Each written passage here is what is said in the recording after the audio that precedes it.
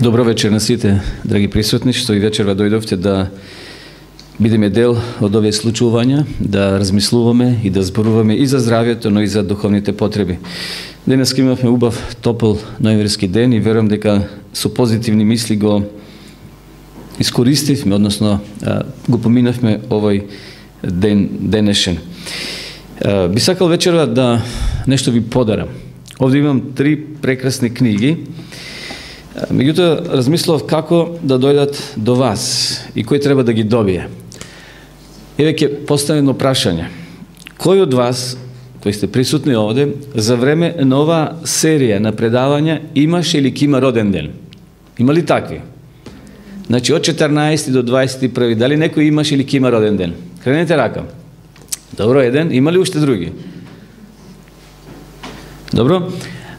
Дали некој од вас од 1 ноември па до денеска имаше роден ден? Добро, уште една рака.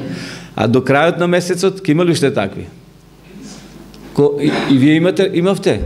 Добро, ајде дојдете вамо да ви ги дадам овие три книги. Патот кон Христа, Победник на смртта и Нашата планета пред славната иднина. Одбери си, бидејќи прва, доведи која сакаш. Тешко се да одлучиш. Добро. Ајде, еве и за... Одбери си. И за тебе остана Патот кон Христа. Добро.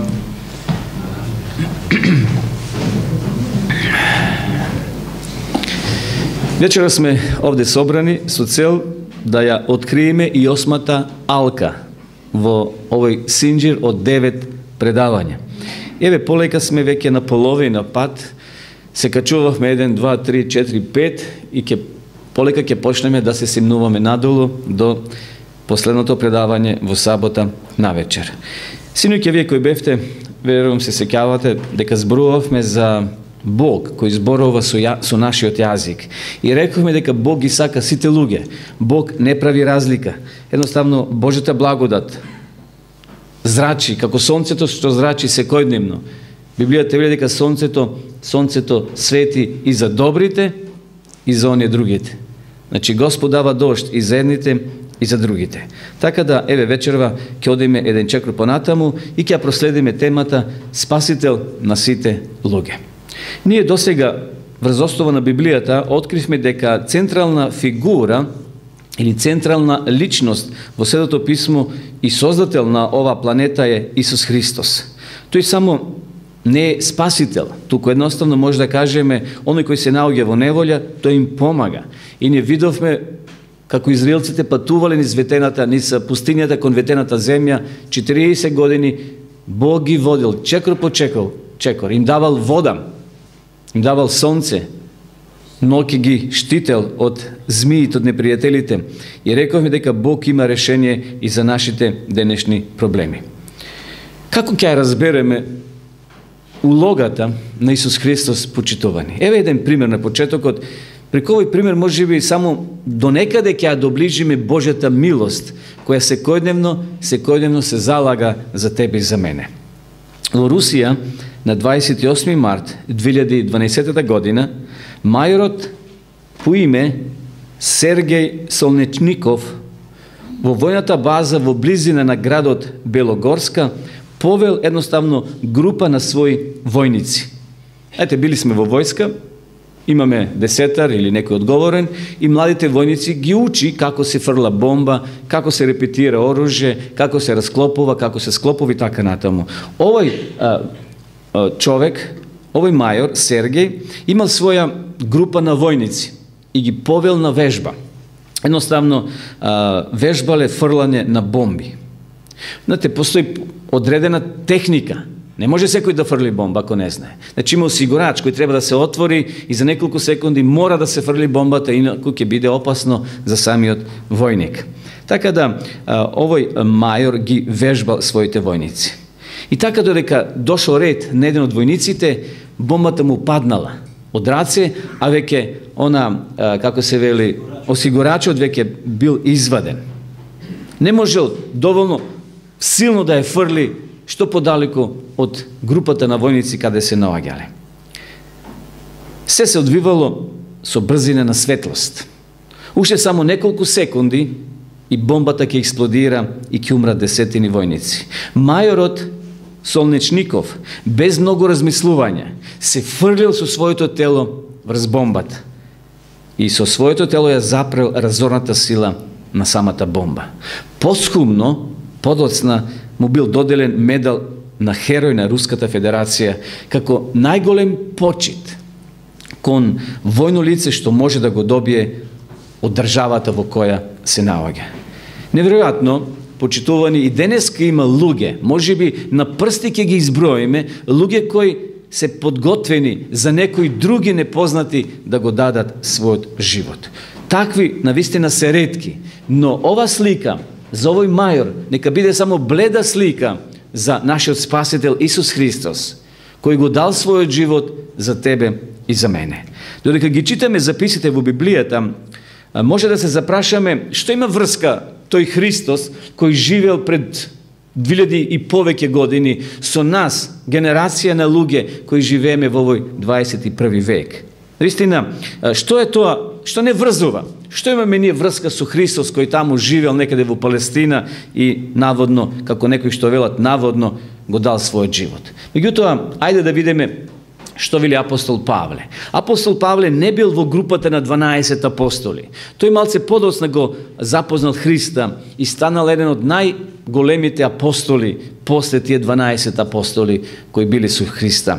И еве што вели апостол Павле. Ви го предадов најнапред она што го бев и примил. Дека Христос умре за нашите гревови според писмата, дека тој беше погребан и дека на третиот ден воскресна според писмата и дека му се јави на Кифа и потоа на 12-те. После им се јави еднаш и на повеќе од 500 браќа, од кои повеќето се живи и до денес некои починаа. Павле овде објаснува дека немал прилика лично да разговара со Христа, како што тоа го имал Петар, Јован, Јаков и така натаму. Всушност, тој не го видел ни неговото раснување, бидејќи тогаш Павле следел друг пат, тој следел друга религија, друго размислување. Подоцна имал средба самиот Павле со Исус на патот за Дамаск. Иако не бил лично присутен на раснувањето самиот Павле, неговите браќа, како што тој вели, неговите браќа во Христа, апостолите кои биле очевици, му ги опишале најважните настани и затоа Павле е најголем писател во Новиот Завет. Скоро половина книги тој ги напишал. Има многу писма, многу посланија, зашто тој од очевици добил информации и ги преточил, ги запишал, денеска ние да ги имаме во Светото писмо. И затоа Павле вели овде, во овој текст што го пред малку читавме, Исус им се јави на повеќе од 500 луѓе. Знаете кога тоа се случило? Кога Христос заминал од ова планета.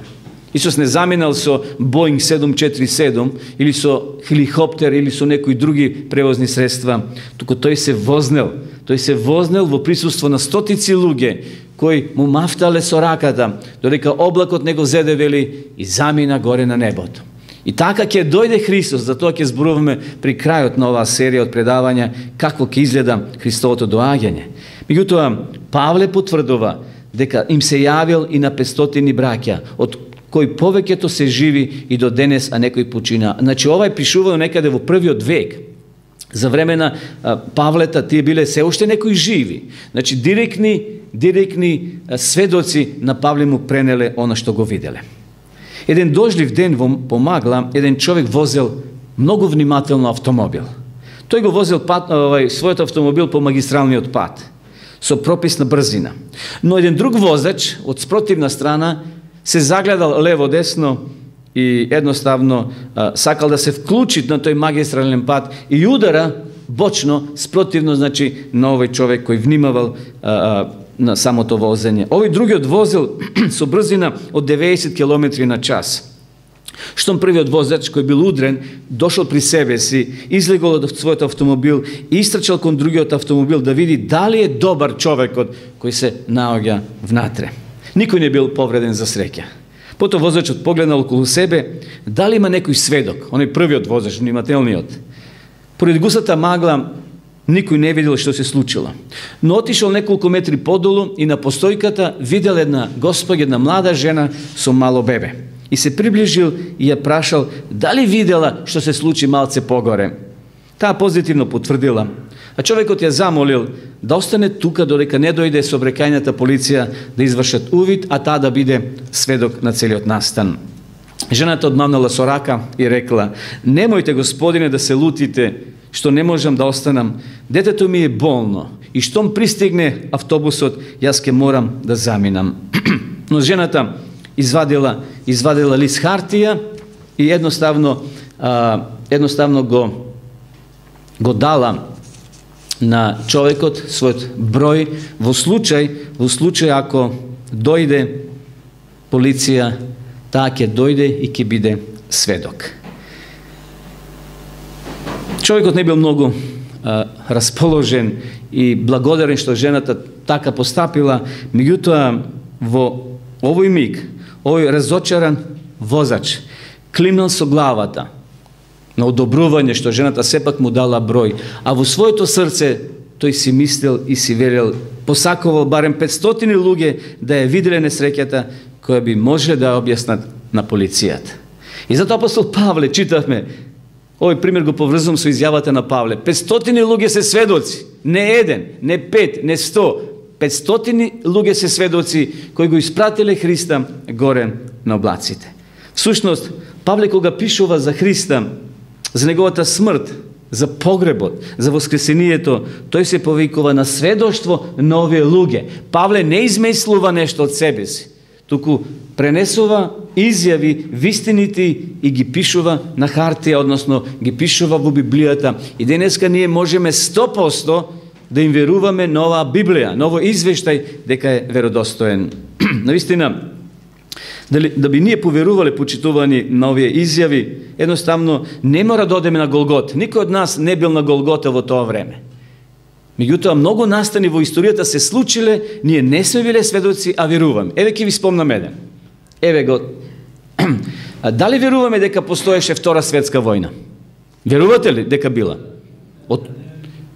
Дали сте ја виделе тогаш? Колку гледам, нема тука старци од 80-90 години.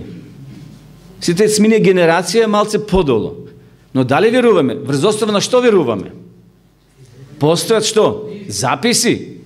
Постојат уште сведоци некои постари луѓе. И ние веруваме. Значи, едноставно, да се запрашаме.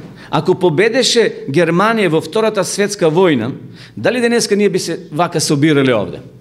Не. Кој јазик би зборувале денеска? Кој би управувал со нас? Значи, едноставно, условите би биле на друг начин. Но ние веруваме. Постојат учевици кои сведочат, постојат записи филмски. Историјата тоа го забележала. Значи, сега да не спомнувам и други примери во животот, кај што ние мора да ја покажеме нашата вера. Купувате вие лејп наутро, го носите дома и го сечете и јадете. Верувате ли дека тој леп е здрав, дека нема отров? Дали бевте таму во пекарницата кога се правеше ноќеска лебот? Не, ние го купуваме и со вера го потребуваме. Веруваме во тој продавач, во таа фирма дека произведува добар леб. Кој проверува од вас кога влегувате во автомобилот, во автобусот на вашиот компанија што е во градот и го прашувате шоферот: "Господине, спиевте синоќа доволно? Да не сте случајно пиен?" Дали така му постувате прашање? Не, со вера влегувате на задното седиште кај свирачите и си дремете, така? Со потполна доверба дека шоферот ќе те однесе во Скопје или на твојата дестинација. Почитувани, постои една црначка песна, а вие знаете дека црнците, како луѓе, многу сакат да пеат. И тоа оние религиозни, духовни песни. Тие се надарени. Постои кај нив една песна која се вика: "Каде беше кога беше раснат нашиот Спасител? Дали го виде кога го расна?" Секако ние би одговориле со кој одговор? Не сме биле и не сме го виделе тој настан. Но одговорот на нив е: "О, го видов, срцето ми во ситова", како припев во нивната песна. Тие со своите песни ја изразуваат својата вера својата љубов кон Спасителот. И затоа Јован запишал, она што беше од почетокот, што го чувме, што го видовме со своји очи. Јован му лежел на градите на Исуса, бил најмлад ученик. Тој живел најдолго после Христовото заминување. Сите починале апостоли, тој некаде околу 100 година од првиот век починал. Иако бил затворен на островот Патмос во Егејот, имал чудни доживувања, но Бог го сочувал и си умрел од природна смрт. Но тој запишал многу книги во Библијата. Еве што пише во неговото прво послание. Она што беше од почетокот, што го чувме, што го видовме со своји очи, што го наблюдувавме и што го опипа нашите раце за словото на животот. Знаете, еден од учениците не верувал дека Христос воскреснал. Исус морал да му даде прилика да го допре неговата рана, неговите ребра. Тоа беше апостолот Тома. И затоа Исус му вели: Тома, не веруваше, но сега верувај. Но блазе на оние кои не гледат, а верува. Тоа сме ние, таа генерација кои не гледаме.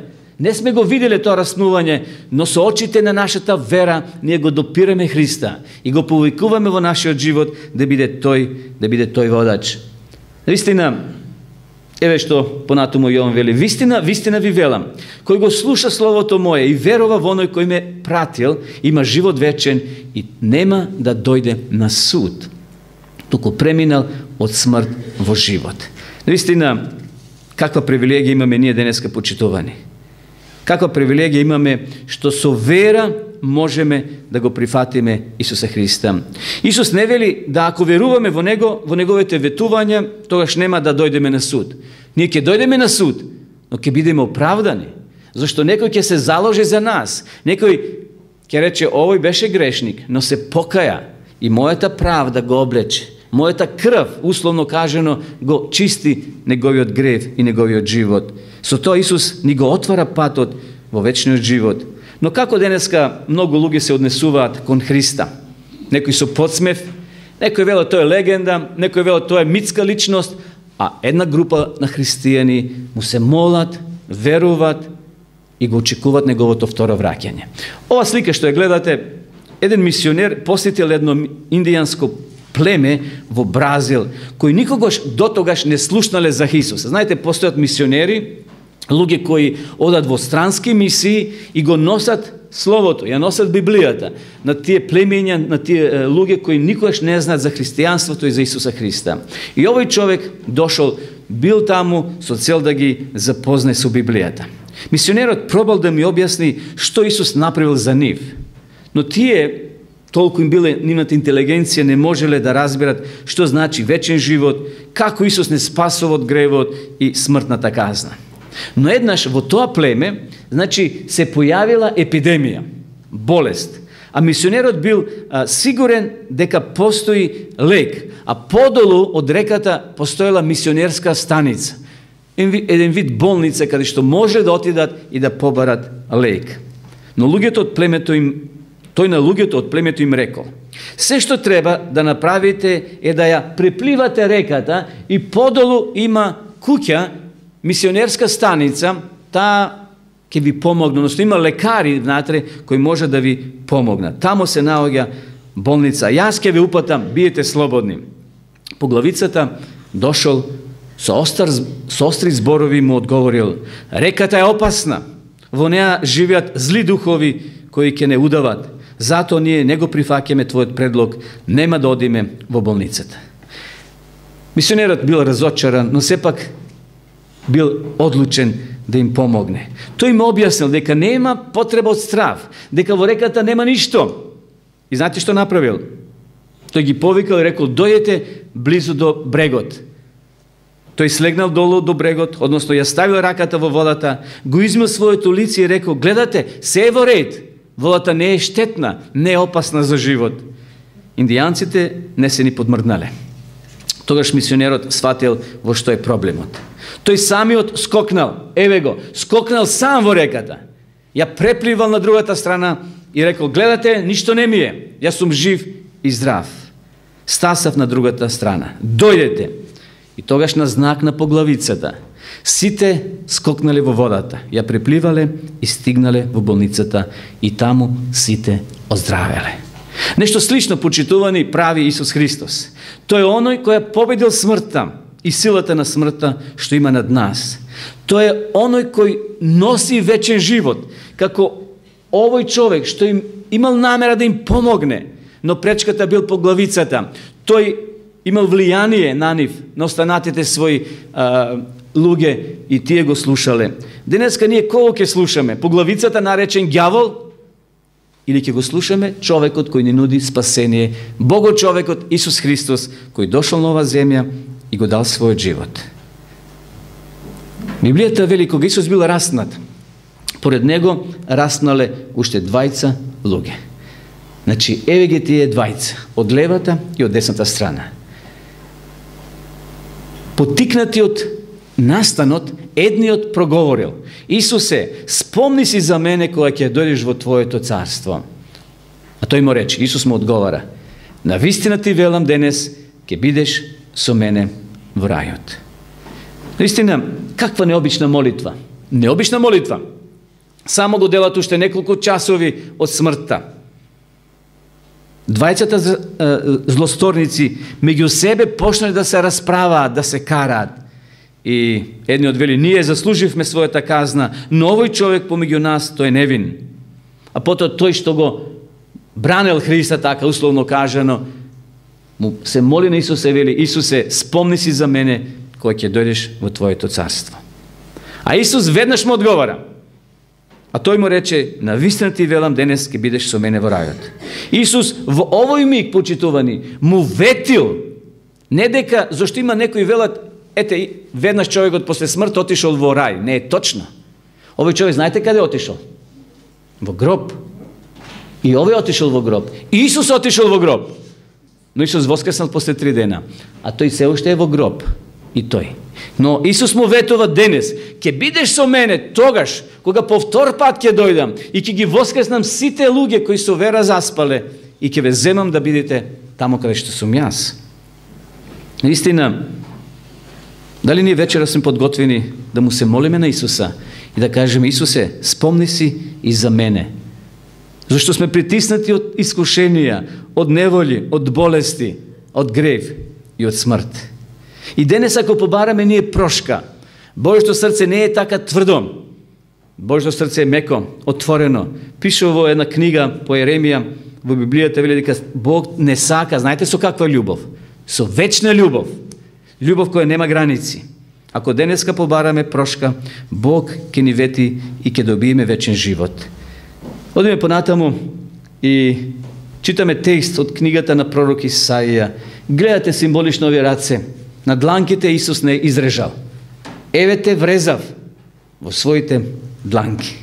Наистина, Исус не вели дека на левата рака ги пишувам гревовите на грешните, а на десната ги пишувам добрите дела на добрите. Не. Такво нешто нема да најдеме. Исус не прави разлика помеѓу тебе и мене. Дали си црн, бел, жолт, кафеав.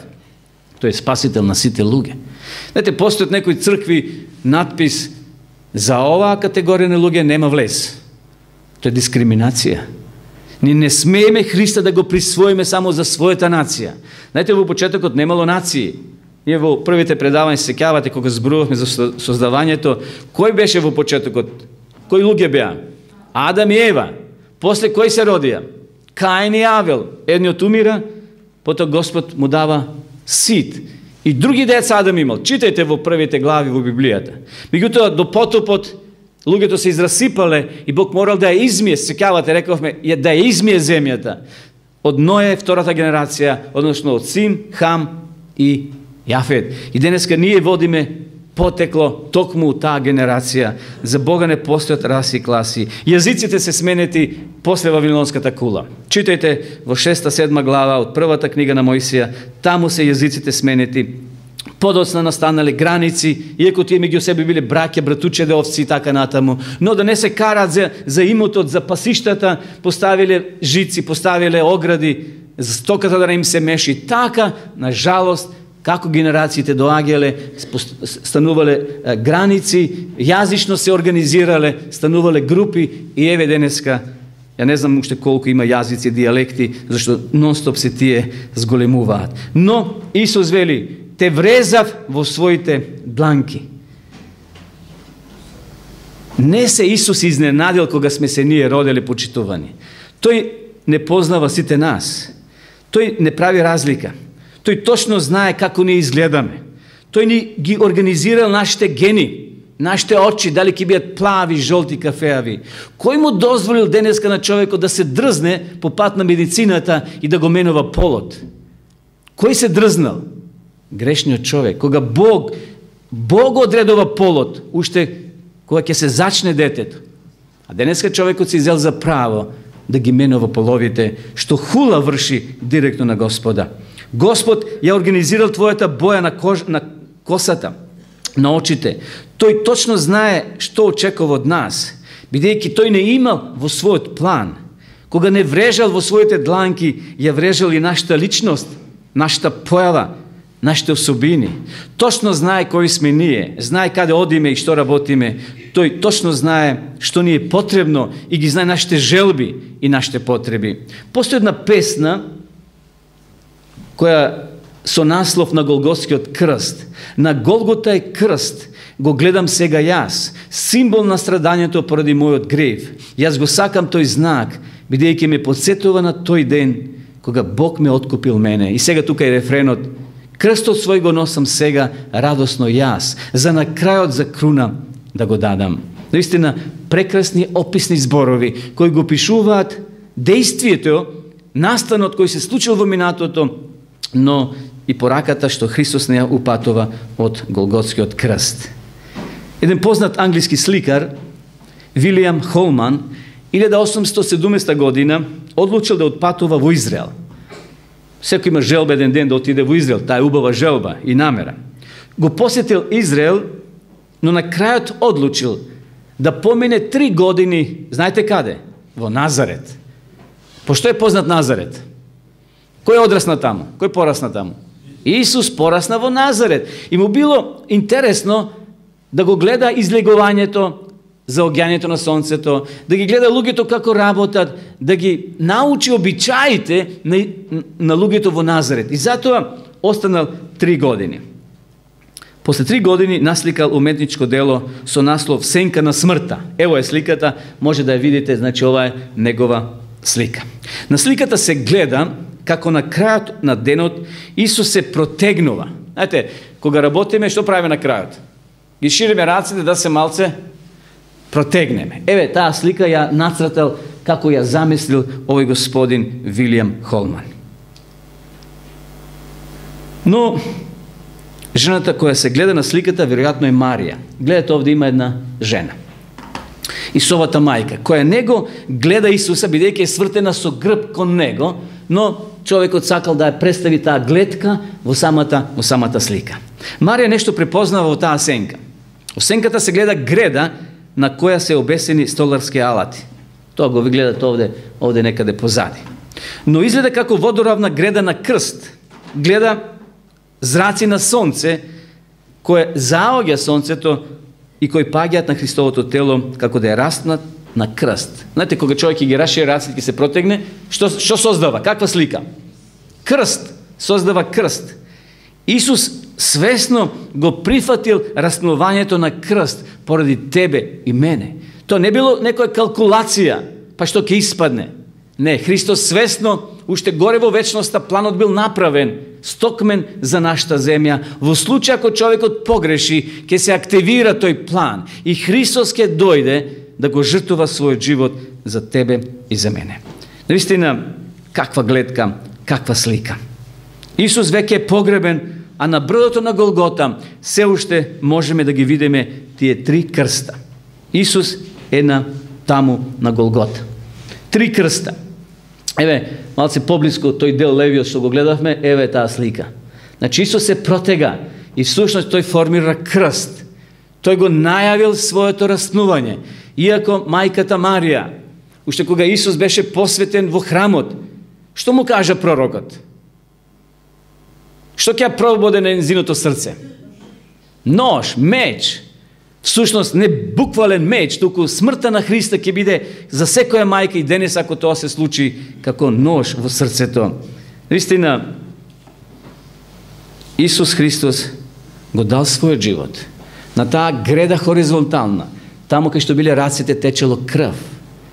Овде од ребрата, војникот го пробол Христовото тело и потечела вода помешана со крв. Наистина, ево уште една слика, односно, тоа се тие трите крста. Исус го дал својот живот. Со својата смрт тој спасува други, а себе не се спасил. Наистина, во тоа време, кога Христос рекол свршено е на Голгота, доле во храмот, во најголемата еврејска црква, еве што се случило. И ете, завесата во храмот се расцепи надве.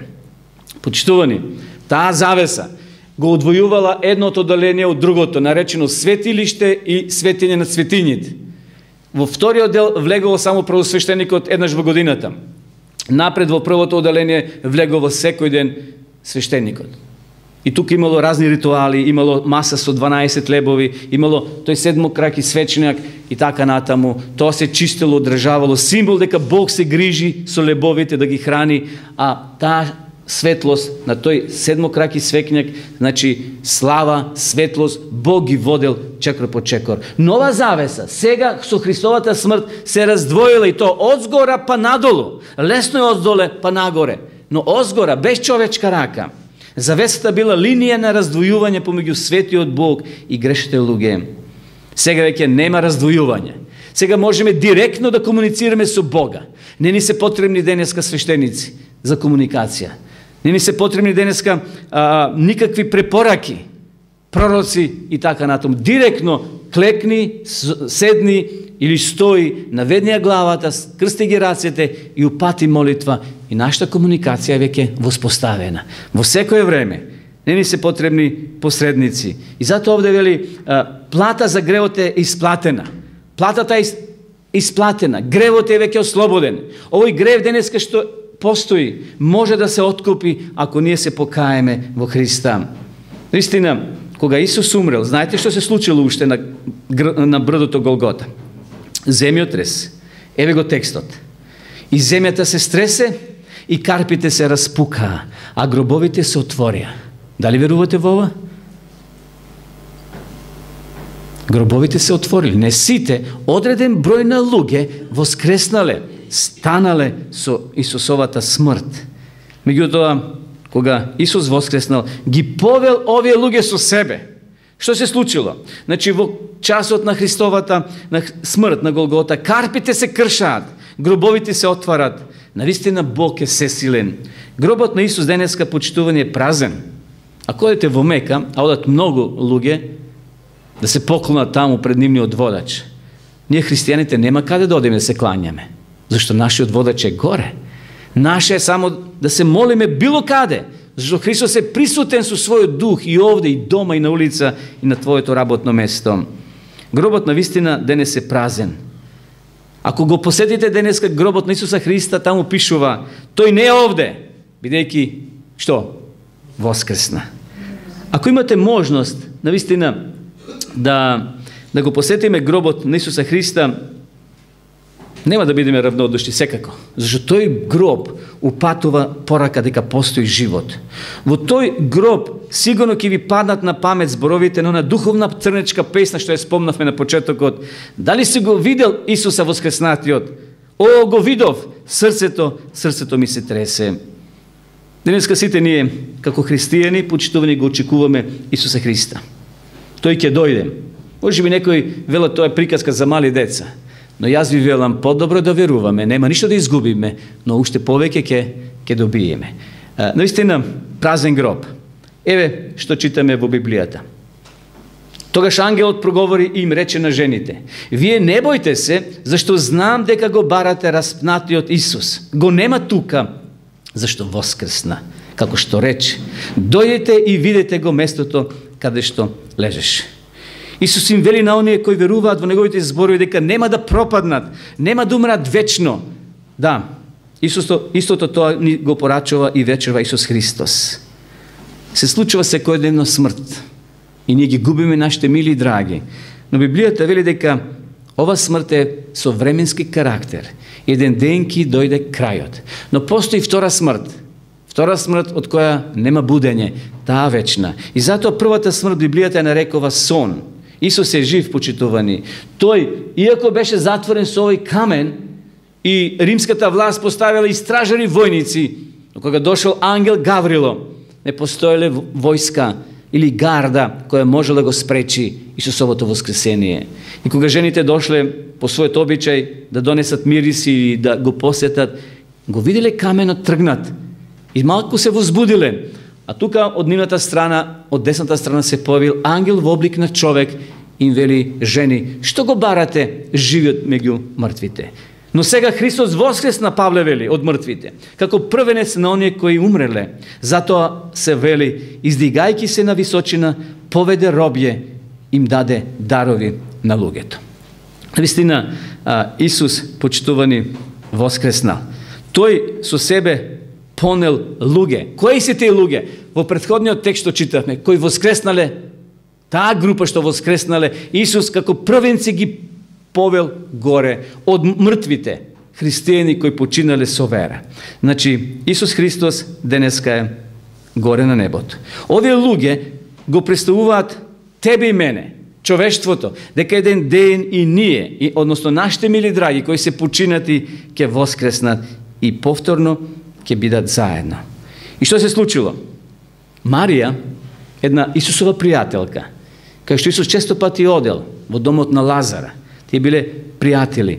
Исус и вели: Марија, не допирај ме, бидејќи се уште не сум бил кај својот Отец и својот Бог. Јас имам задача што треба да ја завршам. Исус рекол: сакам да ги одведам кај мојот татко овие луѓе кои ги спасив и кои ги воскреснав, кои ќе бидат доказ дека мојата жртва вредела на Голготскиот крст. И навистина текстот вели: а гробовите се отворија и воскресна многу тела на упокоени свети. И излега од гробовите по неговото воскресение, влега во светиот град и се јавија на мнозина. Замислете сега, да дојде некој ваш покоен, да се поздрави со вас и да каже: еве татко, еве мајко, јас сум тука. Тој е доказ на жртвата Христова. Се виделе, се испоздравиле и заминале на небото. Се вознале. Тие се горе. Тие се во рајот. Но не нашите мили драги сега кога умираат. Не оди нивната душа во рај, нити во пекол. Тие одат во мирен сон и чекат промена. Човекот е целокупен кога има дух, душа и тело. Тоа ние го носиме како живи суштества. Но кога нашиот живот ќе исчезне, ние одиме во непостоење. Адам никогаш не постоел пред него што го Бог направил од земја и му дувнал во носалките животен дух и човекот станал жива душа. Еве ние сме таа жива душа, добиена од нашите родители, и тоа се пренесува од генерација до генерација. Вистина, почитувани, сите ние се минуваме, сите ние старееме. Кога наутро ќе се погледаме на огледало, стално се доторуваме: леј, денес сум најдобар. Секогаш сме најдобри, на крајот устаруваме, времето минува. Ако Христос не дојде наскоро, навистина сите ќе остарееме. Но кога човекот ќе проживе половина од својот живот, знае дека неговата слика во гледалото од ден на ден ќе се менува и ќе биде полоша. Но тоа не треба да не обесхрабрува. Зошто? Павле ни е кажува вечерва радосната вест. Дали сме млади, постари или најстари, нема врска. Еве ја тајната.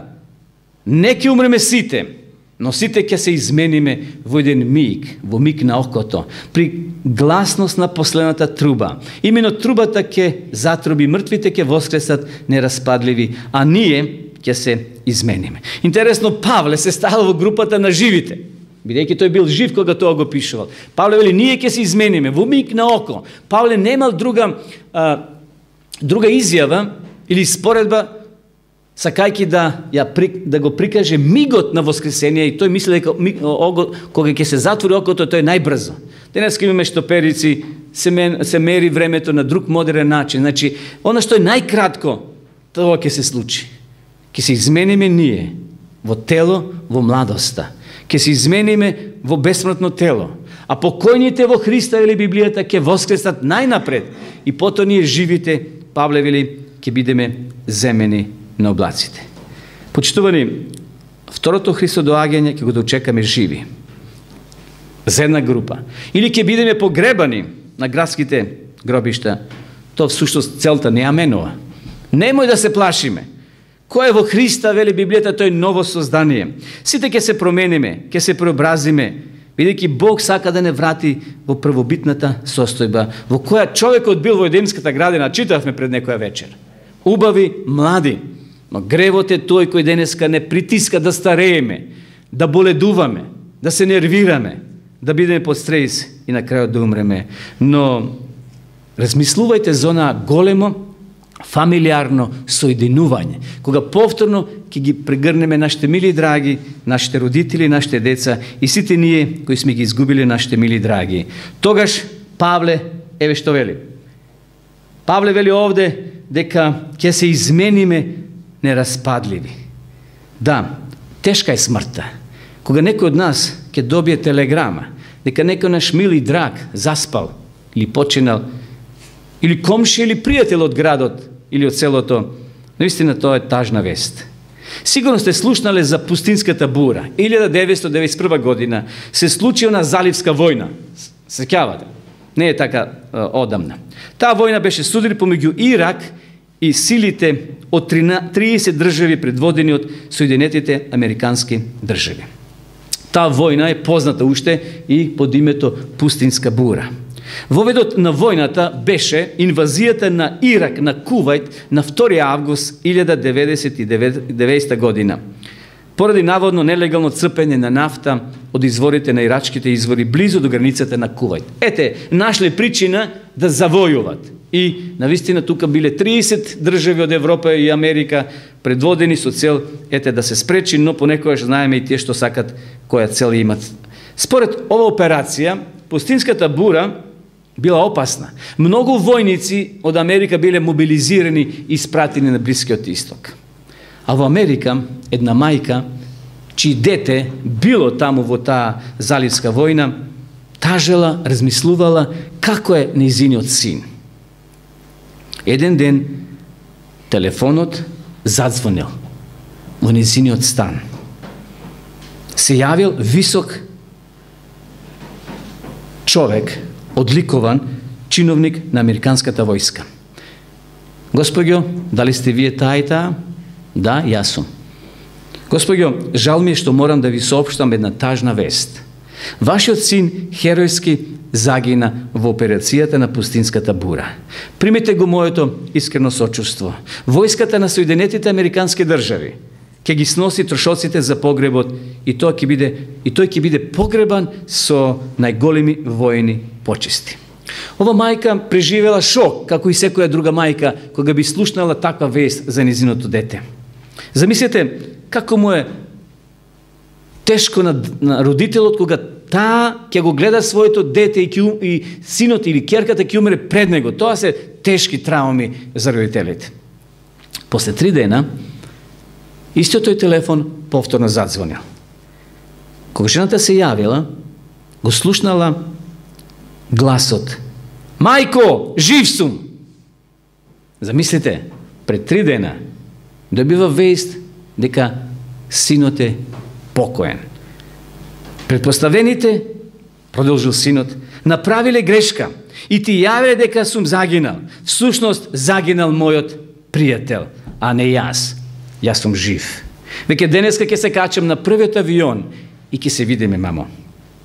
Ова мајка подоцна еве што изјавила. Замислете што доживеав. Губење, жалост, болка како само една мајка може да почувствува. Почувствува дека мојот живот повеќе нема смисла. Мислев дека е на се крај.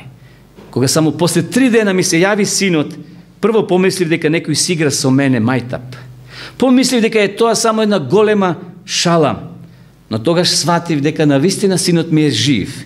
И тогаш разбрав колку му било тешко на Бога, што после 3-тиот ден во недела Христос воскреснал.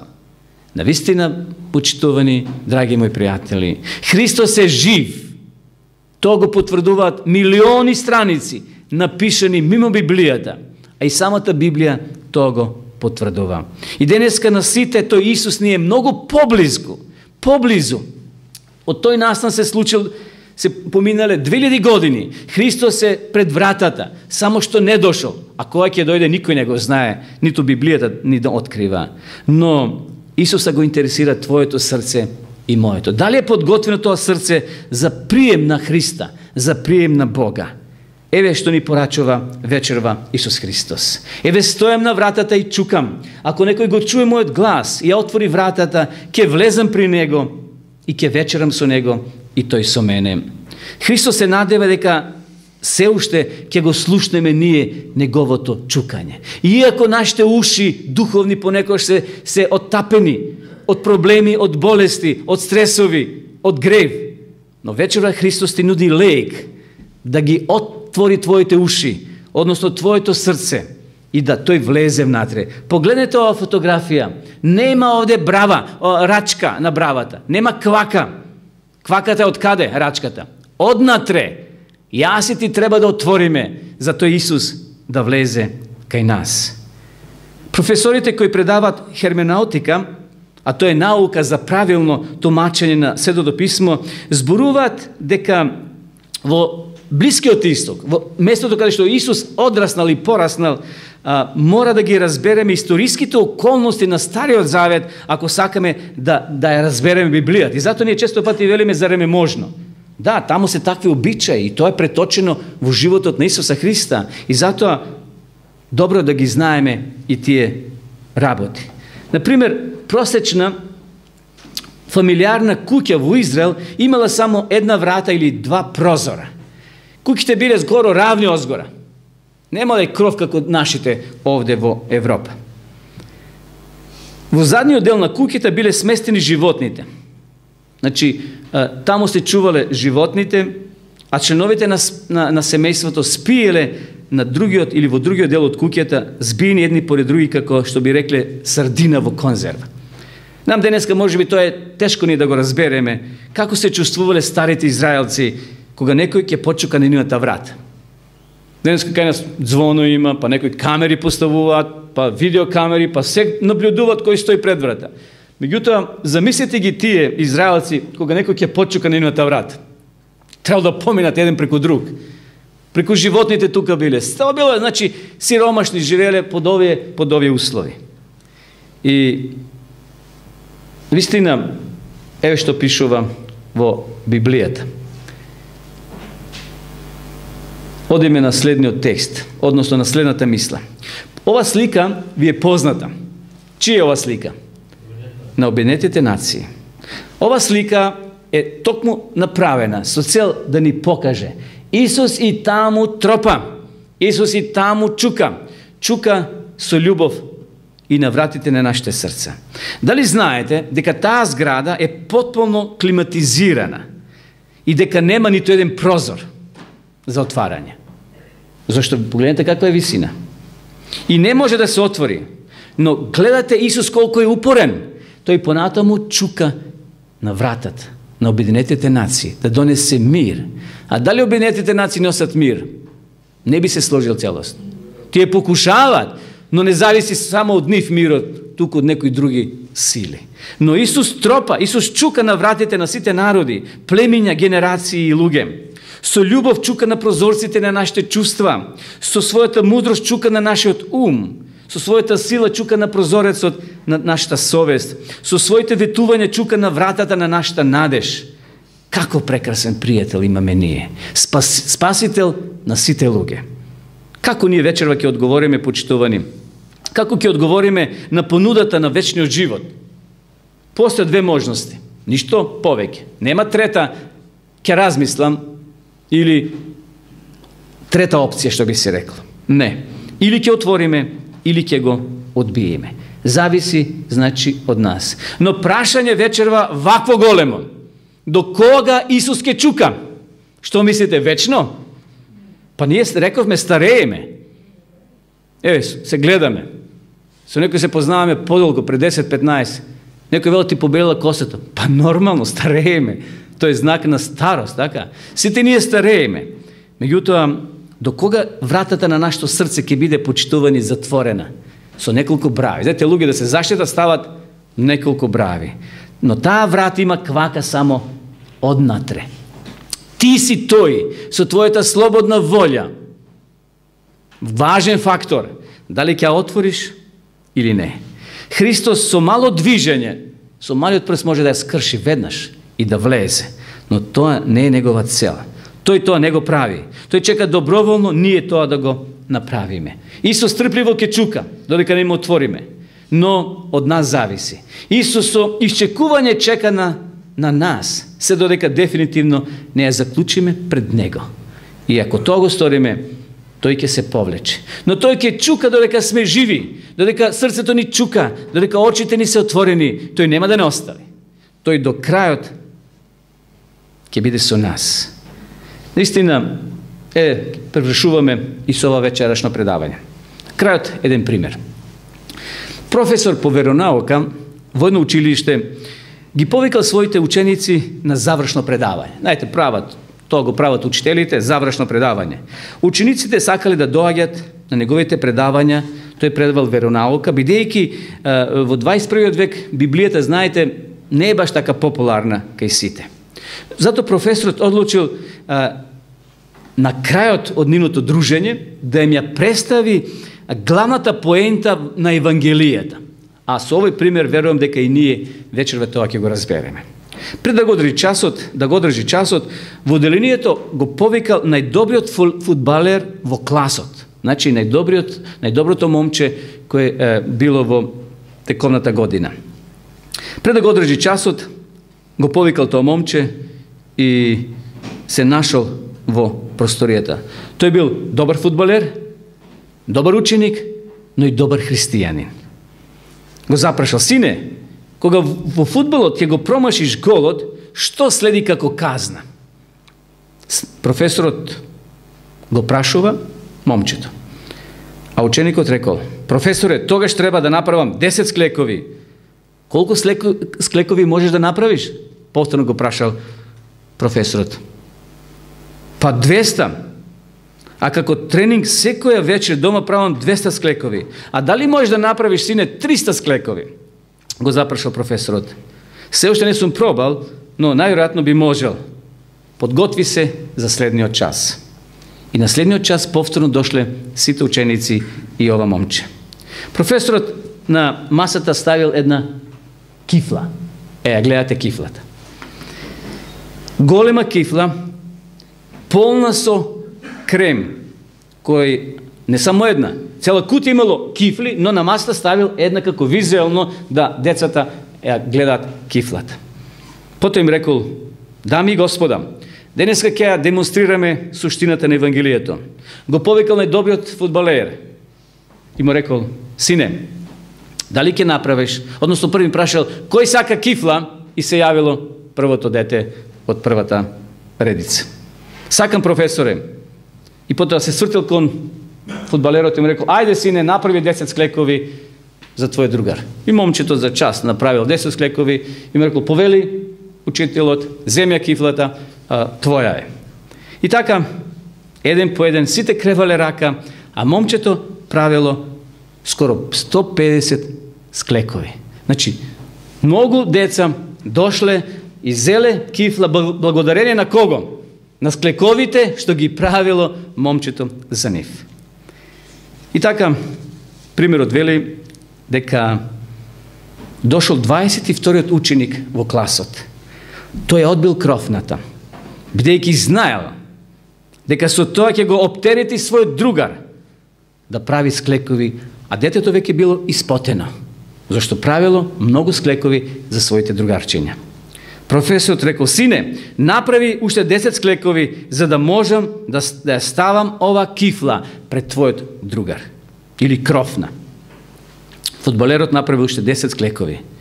Кога дошол на ред 31-иот ученик, некој ја отворил вратата, а сите во класот станале и рекле: немој да влегуваш, ќе биде само уште полош, зашто и за него треба да се прават уште склекови за да добие крофна.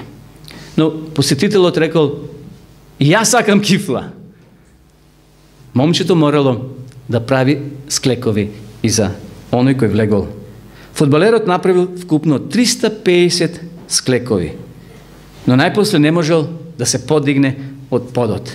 А професорот со една реченица им го запечатил, им ја запечатил по раката во срцата на овие млади деца. Гледате, драги ученици, ова е всушност Евангелието. Христос умрел за сите нас, без разлика дали го прифаќаме или не. Кровната е на масата, почитувани пријатели, браќа и сестри христијани. Кровната, она духовна кровна, е на нашата духовна маса. Ти одлучуваш дали ќе ја одбиеш или ќе ја земеш. Тој со својот живот направил се. Како ова момче што направило се да децата ја добијат кровната. Исус направил се од своја страна да не спаси тебе и мене. Но дали ќе ја прифатиме или ќе ја одбиеме, ние ќе одговараме еден ден. Бог нема да биде одговорен. Туку ние еден ден ќе се каеме, ќе кажеме зошто не ја прифатив таа Божја понуда, тој Божи дар. Но зато вечерва апелирам на сите нас да размислиме кога ќе се вратиме дома и кога ќе клекнеме пред својот кревет, да кажеме: Исусе, дојди во моето срце, дојди во мојот живот, ти биди мој водич, мој спасител. Знам, не бев добар, сум правил работи и сум заборавил многу, но Исус ќе те подсети и ќе ти каже: добро сине, од денеска си чист, од денеска си праведен, од денеска ќе бидеш мој ученик. Ти ветувам, тој ден, оној ден, ќе бидеш во моето царство. Нека Господ сите нас не благослови. Амин. Ќе се помолиме на крајот. Драги Боже, ти благодариме од срце што и вечерва бевме заедно, што можевме да размислуваме за најубавата тема од Библијата, за милоста, љубовта и спасението кое зрачи од Христа. Тој го положил својот живот на Голгота и на тој начин го победил сатаната, таа стара змија, која не куша сите и не мами. Ти благодариме, Господе, што таа духовна кров не на масата и ти ни порачуваш: дојдете, земете ја, зашто некој умрел за вас, некој платил цена. И ние вечерва сакаме да посегнеме по тој вечен живот. Но помогни ни, ако се уште се двумеме, ако се уште не притиска минатото, да сватиме дека ти си со нас и подготвен да ни простиш и да не водиш од ден во ден, чекор по чекор, до оној славен ден кој ќе дојдеш на облаците, каде што ќе бидеме во една група на спасените и ќе кажеме: еве го нашиот Господ кога го чекавме. Ова е наша молитва и те молим, услиши во Христово име. Амин.